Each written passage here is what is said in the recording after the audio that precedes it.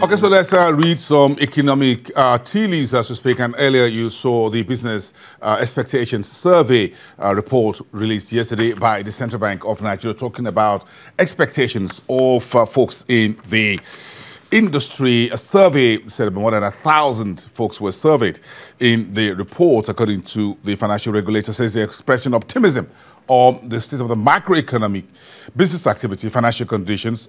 But if you look at the negatives, as we showed you earlier, as we started the program, the usual culprits, and they talk about the insufficient power supply, high interest rate environment, unfavorable economic climate, financial problems, unclear economic laws, lack of access to credit, insufficient demand, unfavorable political climate, and it's a very long list of the negatives.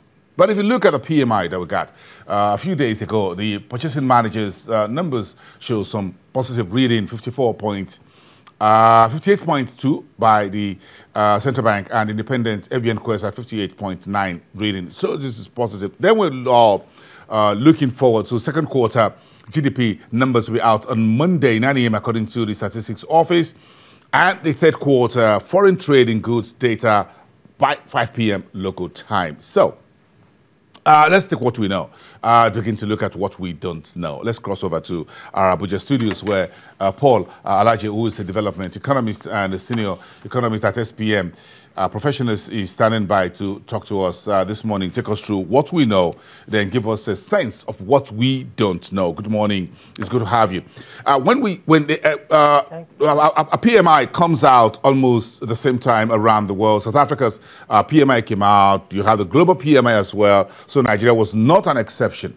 So when PMIs move up, like we saw in the month of November, at a very stronger north of 50, which is the bench, which is the barometer for it. Do you think we're doing well? Yeah, I think we are on the average compared to where we were in 2016. I think we're relatively okay. We could do better, but we should understand the fundamentals of Nigerian economy and the situation we find ourselves right now. We are still recovering. So the rate of growth that we expect and performance in terms of PMI might not be as much as is expected. But with what we have, I think it's okay. But we still have quite a number of issues with the negatives, and also we should work more on the positive. The negative, talking about access to credit, the figure released by doingbusiness.org had shown that Nigeria is one of the best places to get credit in the world, between 6 and 9, and we have also seen other macroeconomic environment. But most of these figures were drawn from multinationals or the businesses you could call large or middle scale or medium scale business. But the real sector where you have largest proportion of businesses, according to Central Bank, over 90% of Nigerian businesses are SMEs. They don't really have that access to finance. And CBN have brought so many policies in the recent time, one of which include using bank CRR to give credit at single digits even to people, particularly small businesses. But how many of them are aware of these? I think we need to do more in terms of orientation and also in terms of passing information, using all media to make this information available so that most of the work that is happening at the Apex Bank and the effort of Apex Bank can also be felt by all Nigerians, particularly those in business. Talking about infrastructure, this is the key thing Nigeria needs to solve because the GDP figures for third quarter should be coming anytime soon. And what should we expect? Without infrastructure, it's going to have a lot of implication on private investment.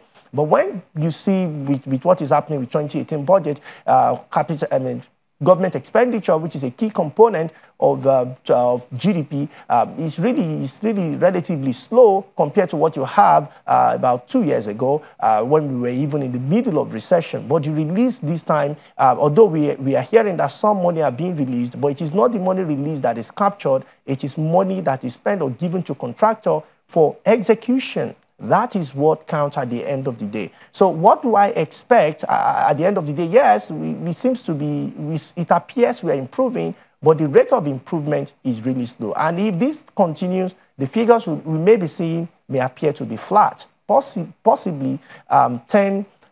10 or minus 10 compared to the percentage we have in the last quarter.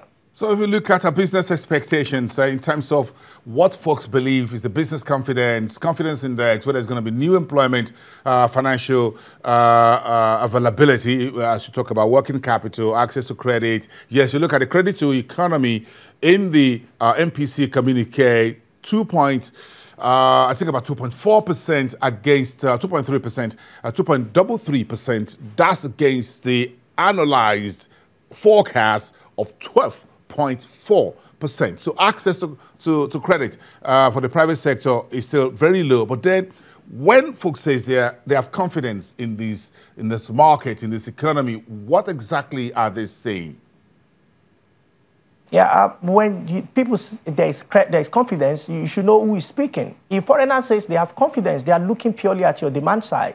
They are looking at 200 million people who are consuming clothes, who are consuming shoes, 200 million people who don't borrow to buy. They work hard and they purchase. You are seeing 200 million people, even though the world calls it the poverty capital of the world, but they want to build modern houses. They want to buy the best cars, and they hardly hold. So we are talking about an economy that refused to die with obvious infrastructure that is not working. That's huge confidence that if I invest, not so long ago on your channels, you reported a generator company that just partnered with another German company to supply more and more and more to Nigeria market. But when Nigerians says that they don't have confidence or they have confidence, you are talking about another thing entirely. We're talking about, do I now have access to credit? Do I have access to power supply? So it is what is observed in the economy that you determine who is speaking. So for Nigerians, this is what we've advised authorities to do,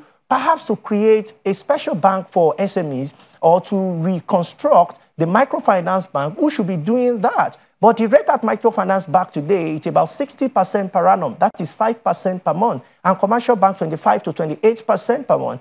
An economy that will grow must have a working credit line, a working capital, most of which will come via credit. But this is not the issue in the country. So when we say we have confidence, there is huge confidence in this market because the population is together. And that is why we need to resolve our security issues ASAP, because more money can flow into this country. But that does not mean there is absence of confidence because of political instability.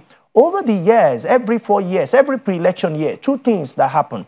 First is that we have increase in GDP, particularly from third quarter to the last quarter. Why? Because there is going to be election spendings. Politicians will pump money into media. They will pump money into retail sector and service sector. And if you see what CBN is releasing, it's already reflecting that. So from what you see from now to the end of the year will be between 1.7 to 1.95 GDP growth rate, as against 1.5 that we have right now. So that on the side. Secondarily, another thing you see is that stock exchange figures will be reducing because investors are not sure what will happen after election. And I can say what will happen. Nigeria will remain. So you now see a major surge immediately after election. This started since 1986, and it's still the same thing till 2018.